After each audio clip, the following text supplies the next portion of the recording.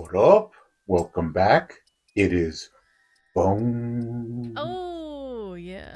And in this one, let's go ahead and do finally my top 10 live action figures for 2024 from McFarlane's DC Multiverse. Now, as I record this, we are on the final day of January in 2025. And this is a video I really wanted to do for a couple of reasons. Some of the figures I never reviewed, a little bit of backstory, and explaining why I put the figures in the order that I did, a little bit of personal preference, but as always, this is my list. Of course, everybody else could have different figures on their list or different positions for each figure. But I do think this will be very interesting for you, and we'll take a look at some of the great live action figures that McFarlane released in 2024. Now, interestingly enough, there wasn't a ton of live action figures.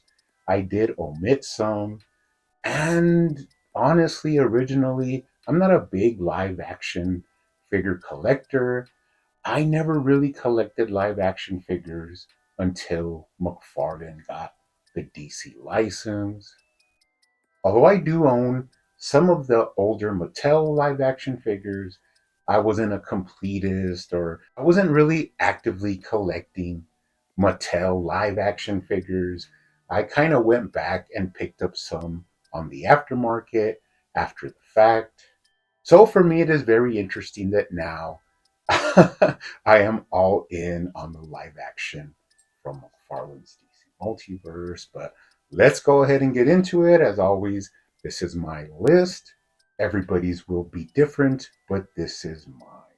So let's do this. Coming up first, number 10, we do have the Lucius Fox Dark Knight trilogy figure, of course, based on Morgan Freeman. Although not a very exciting figure, not really fun, to have in hand. He's more of a side character, a side piece when you want to do your Dark Knight trilogy displays or figure photography.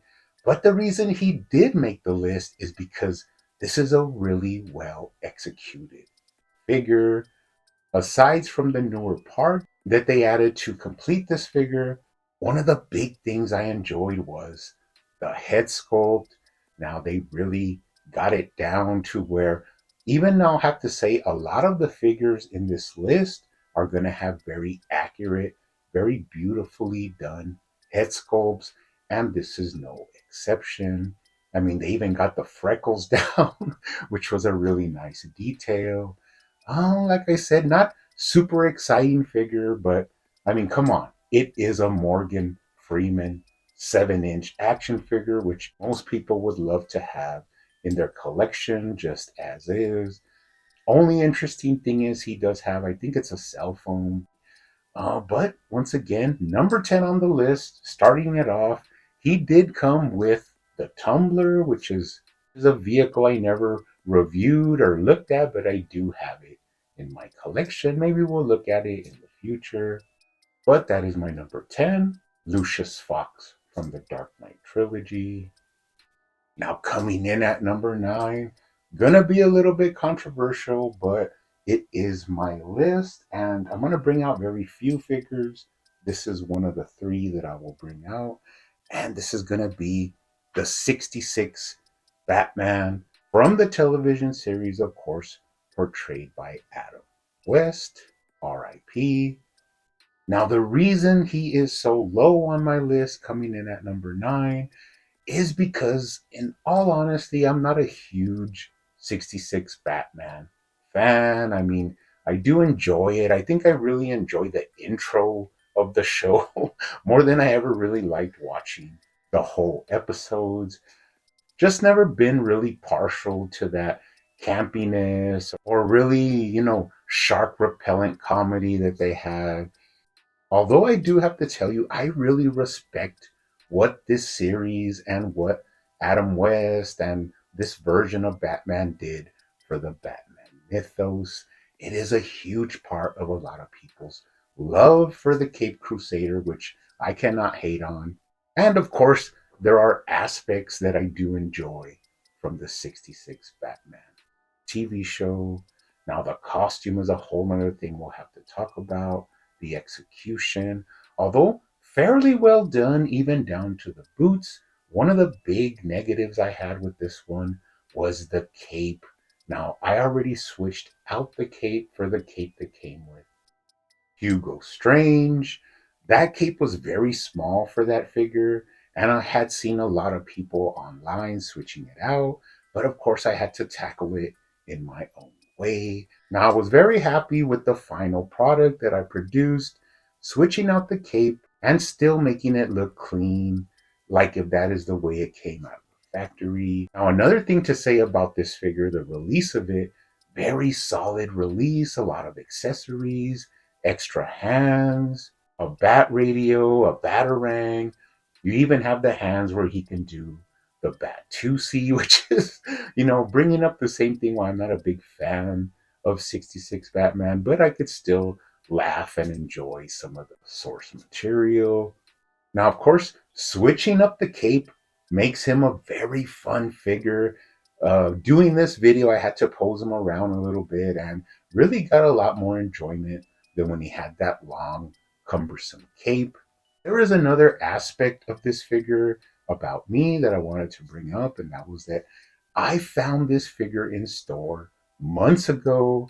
It was the height of the whole 66 Batman initial release, and that was it. If you had this figure, go ahead and review it because a lot of people were searching for reviews and stuff like that. But as you may know, if you follow me, I don't really care about views. Like, a lot of this channel is for my own enjoyment. I don't get free figures. My channel is not monetized, and I really truly do this for the passion. Now, I could have reviewed him. I found the platinum, I bought two of him, and I just never got around to reviewing him. Once again, going back to the fact that I had other videos I was working on that I really was interested in, 66 Batman not being at the top of the list, but finally opening him up, having him in hand, doing the cape swap, really appreciate this version of the 66 Batman. So that is my number 9. Now, number 8 is very interesting on the list because it is pretty much the only redo figure where McFarlane already did the figure and then he had another shot at it. And that is going to be Wonder Woman from Batman v Superman. Now, the reason she is on the list is because I really feel like if McFarlane would have been able to release this figure the way it is in the first years, he would have really avoided a lot of the hate that he got, a lot of the ridicule and negativity. But of course, we have to roll with it how it is. I'm very conscious of the fact that running a huge company, a huge corporation with tons of different aspects and departments, isn't an easy task. McFarlane tries to do assuredly the best that he can with what he has. It really hasn't been all smooth sailing, but with growing pains, with figuring out what works and what doesn't work, we are finally getting into a real golden era of McFarlane DC Multiverse, where we're having a lot more hits than misses, and that is something I can really appreciate from McFarlane. Now, going back to this Wonder Woman, they finally got her correct. The Gal Gadot version of Wonder Woman. Awesome face sculpt once again. Really the best version of her that we received from McFarlane. They thickened up the thighs, which of course I completely love. And they finally gave her her shield and sword. Now, of course, there is some negative aspects, which is like the sword is completely comically huge.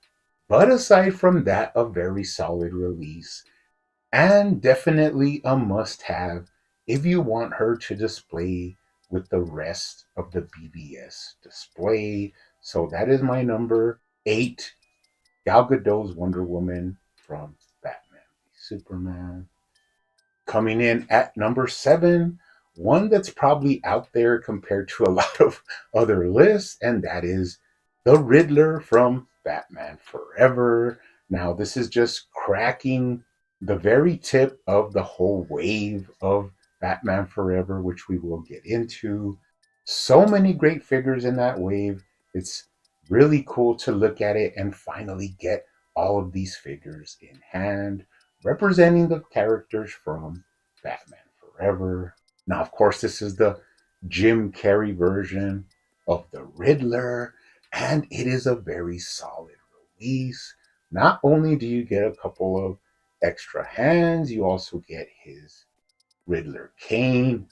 And aside from that, it is a well executed figure from the great Jim Carrey resembling head sculpt, where once again you can really see McFarlane tightening up that head sculpt resemblance for each character. Really see Jim Carrey in there. A lot of cool details. Love the shoes. You got a Riddler bomb as an accessory. And one of the best parts that surprised me was if you turn him around, he also has the question mark symbols printed on the back of the figure. I guess this is something that McFarlane knew he had to do because otherwise it would be a very negative thing about this release. But once again, the Jim Carrey version of the Riddler from Batman Forever, tons of fun and a very well executed figure from McFarlane. That is our number 7.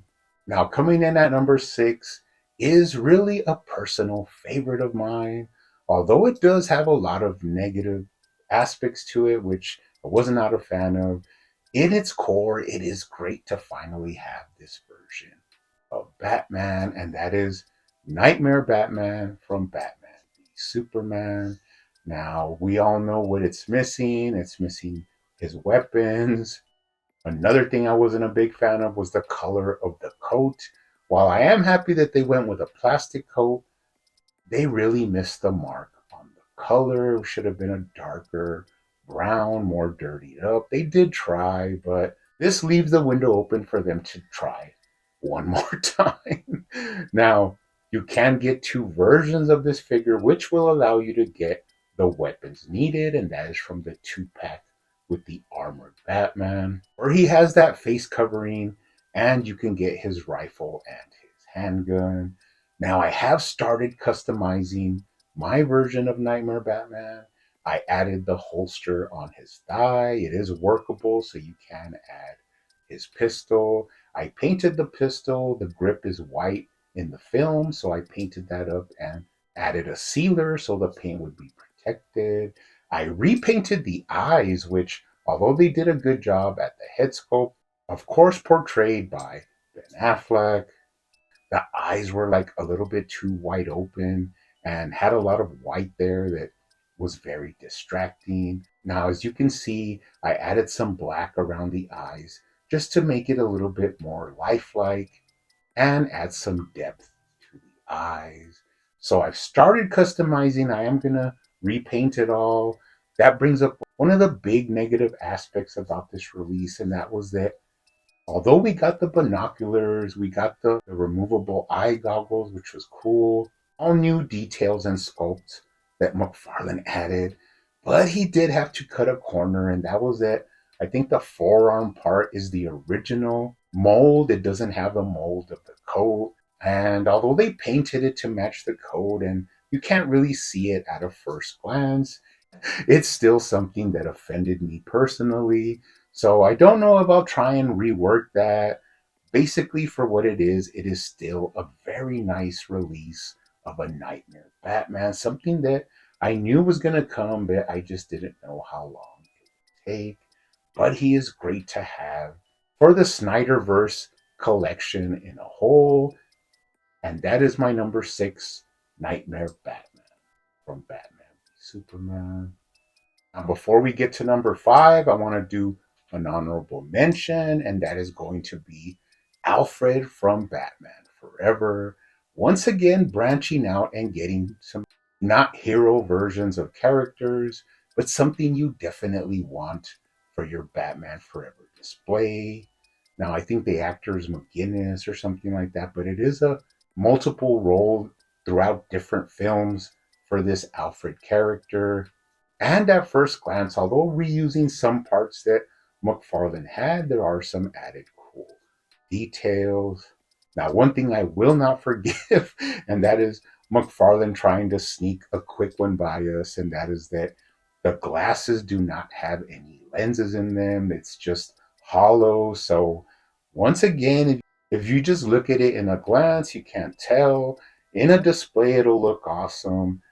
But that's just one detail that really had me perplexed.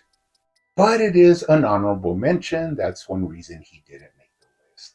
Now, this one did come with the whole Batmobile for Batman Forever, which I also have in my collection, but I haven't looked at. We'll just have to see how that plays out. But cool to have an Alfred from Batman Forever to add to our displays and figure photography of our live action Batman Forever. So that's my honorable mention is the Alfred, adding another piece to our Batman Forever collection. And we will go to the well once again. and this is going to be my number 5 pick. It is going to be Robin from Batman Forever. Now, pretty solid release from McFarlane. We did get the Batman and Robin version of this character, but it's pretty sweet to have his original costume. Now, of course, played by Chris O'Donnell once again. They did get the face sculpt pretty much spot on, and there are even some bonuses and added stuff to make this a great release from McFarlane. You have the two-tone wired cape, which is a very nice mixture of cloths and can't really explain it, but when you get it in hand, it really feels high quality, adding some really cool fun factor to the figure when you pose him around. He also came with tons of accessories, which you can even use with, let's say, the Val Kilmer Batman, who did not make the list because he is a redone Batman figure, but we can look at him here using some of the alternate hands from the Robin figure. So, all in all, a great release, solid release from McFarlane, the Chris O'Donnell version of Robin from Batman Forever, coming in at number 5. And why not? Let's go ahead and finish it off. Number 4 is going to be Two-Face from Batman Forever, of course, played by Tommy Lee Jones, who did a pretty awesome job, although he had to go up there against Jim Carrey, who was chewing up the scenery. But there is a reason why he made the list, and that is that this was an almost perfect execution by McFarlane. The coat, the costume has all the details. The face sculpt is immaculate. You can really see Tommy Lee Jones in there. I mean, this is a great Two-Face figure. I'd have to say a 9 out of 10 release. But of course, once again, no weapons with this one. We do know the rules on that with Warner Brothers. I had to go ahead and add my own revolver, but he does come with some alternate hands, a coin flipping hand, and a right trigger hand, so you can have him holding both of his revolvers. But other than that, this is a great release, finishing off our Batman Forever display and collection. You know, a couple of years back, we would have never thought to have all of these live action figures from McFarlane, but now we are so lucky to have the opportunity to purchase these and have them in our collections. So that is going to finish off my Batman Forever run with the Tommy Lee Jones version of Two-Face, coming in at number 4 on the live action list. Now we're getting down to the nitty gritty, and it's going to be hard. You know, usually I do these lists, I pick the figures that I want, I start removing them by, you know, if I have a big affinity for them or if I could do without them in my collection, which ones I would say, go ahead and take it. What do I care? And that's how I break it down to my top 3. It was really hard, but I had to go with coming in at number three, Armored Batman from Batman v Superman. Now, this is an exceptional release, and in all reality, you could kind of mix match three, two, and one on the list. Switch them out any way you would like, but they are all great figures, especially this version of the Armored Batman. Just the detail, the sculpt, the battle damage. Now I know it's not going to be completely screen accurate, which is something hard to do when you're dealing with in-hand action figures, especially ones that want to be sold in the toy aisle.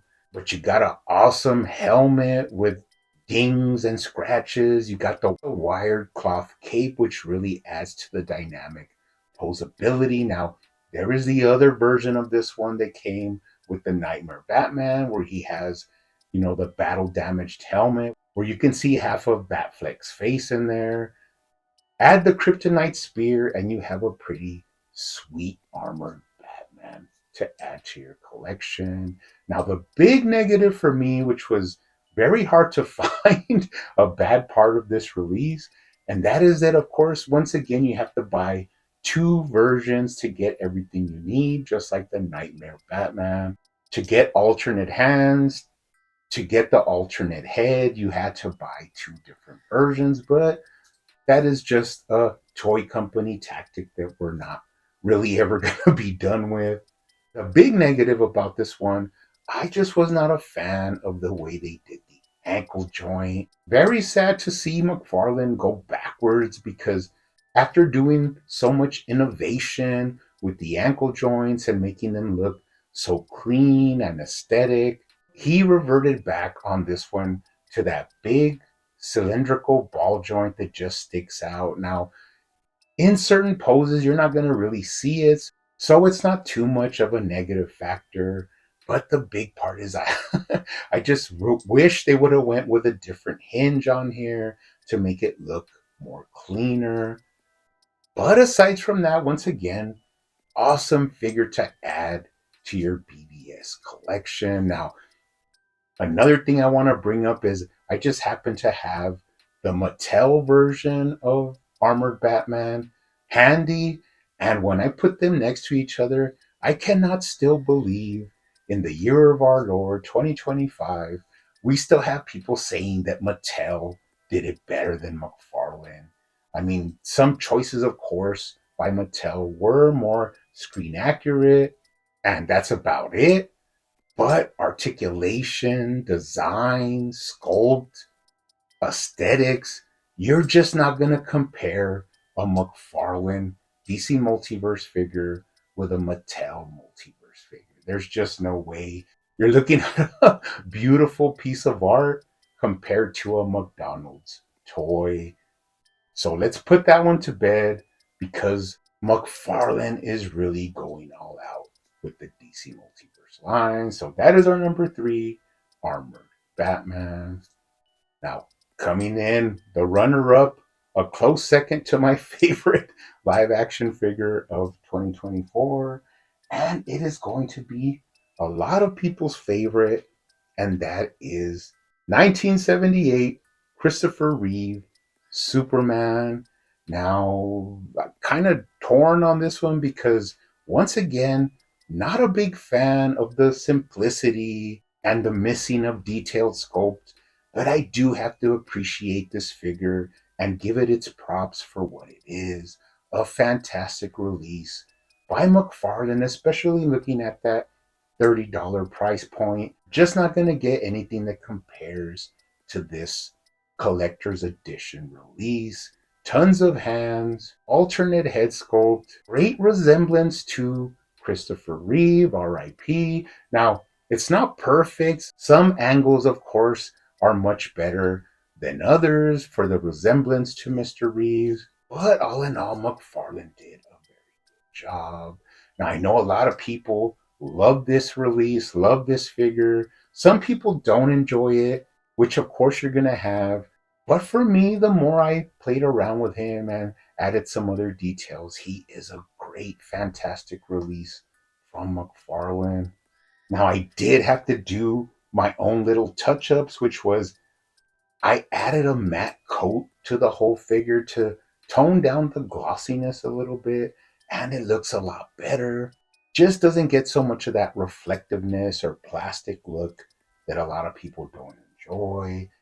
They added the yellow S on the back of the cape, which was, the chef's kiss. But one thing I really had to change was the wrist pegs. They came with those blue wrist pegs, and I changed them to a better looking flesh colored wrist pegs. Now, all the hands still work, you still get all the articulation, but it's just a more aesthetic, cleaner looking look with those flesh wrist joints. Also touched up the hair a little bit with some dark black and glossy black. Had him looking at the crystal in his hand, which was a cool added addition by McFarlane. And this is an awesome Christopher Reeve Superman. The details in the boots was a really nice touch. You can see how much attention to detail McFarlane added to this release. As I said, getting better and better by the year. Now, just for fun, I wanted to add my own little accessory, and I added the kryptonite chain that, of course, you see in Superman, the original movie that they wrap around his neck.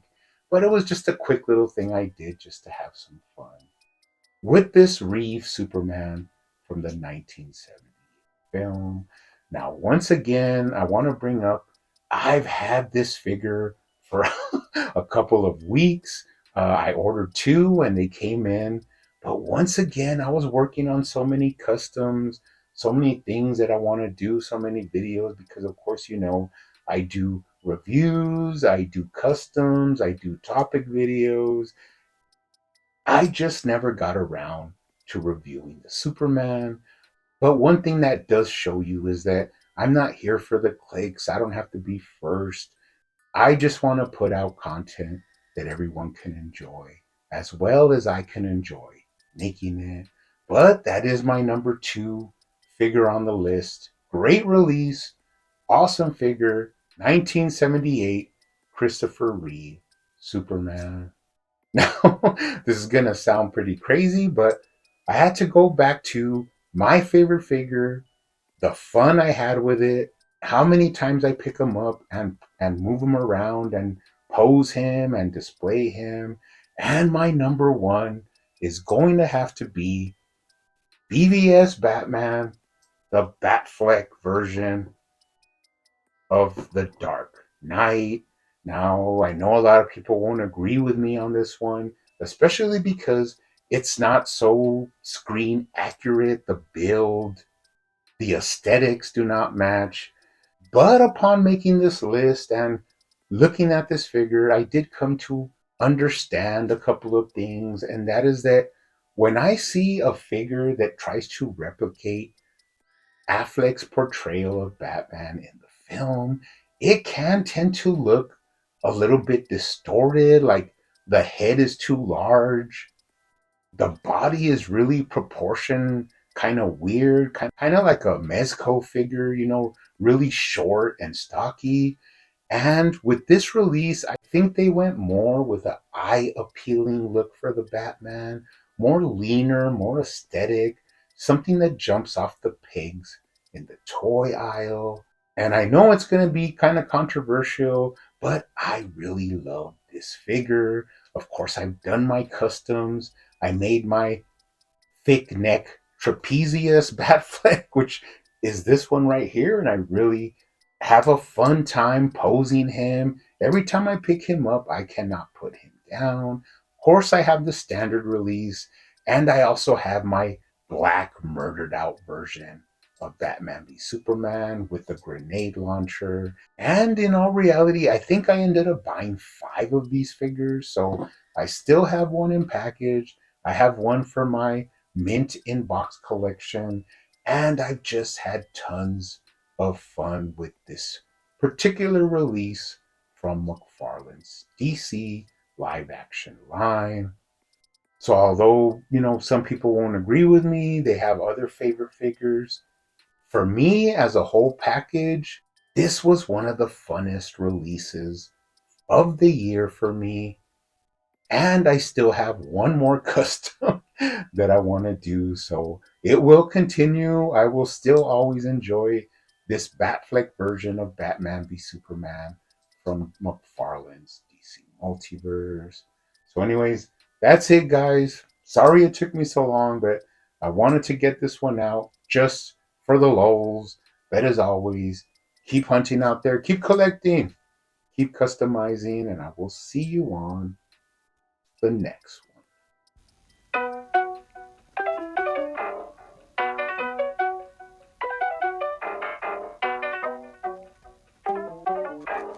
They used to call me Crazy Joe, but now they can call me Batman.